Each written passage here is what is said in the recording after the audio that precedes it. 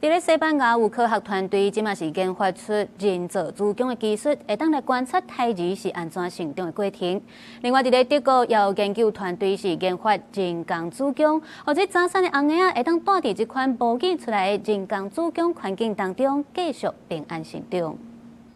细细粒的胚胎系生命要弄入去人工子宫内面，为了要解密人类胚胎调层成功的秘密，西班牙加泰隆尼亚生物工程研究所研究团队发展出人造子宫的技术，将胚胎入去子宫的过程规个翕起来，发现健康的胚胎会让弄过子宫的底层结构调层成长。We have discovered that the human embryo is very invasive.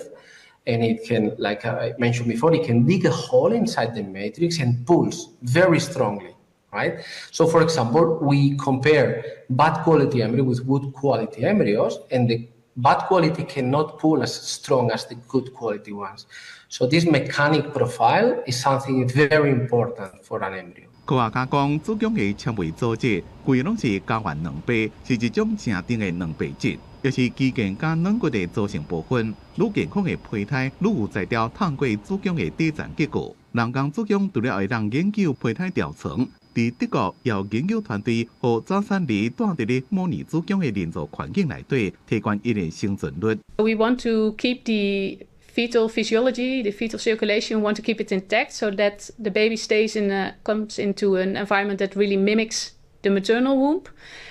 so that it can develop for a couple more weeks. So we know that babies who are born at 28 weeks are stronger. 这种人工子宫其实就是一种防水的袋啊，内面装加热的人工羊水，婴儿伫内面有一个人工胚胎连伊的身体，提供氧气甲营养。因为早产儿愈早出世，自外风险就愈大。若要将早产儿放入去人工子宫内面，就要伫婴儿拄出世的2-3分钟内，因为就要互婴儿先莫家己喘气，避免互婴儿气输入空气，互伊一直踮伫咧羊水内面。而即马这种人工子宫还阁伫咧实验的阶段，以后若是让做临床的运用，就会当互真侪早产儿用，提高因生存的机会。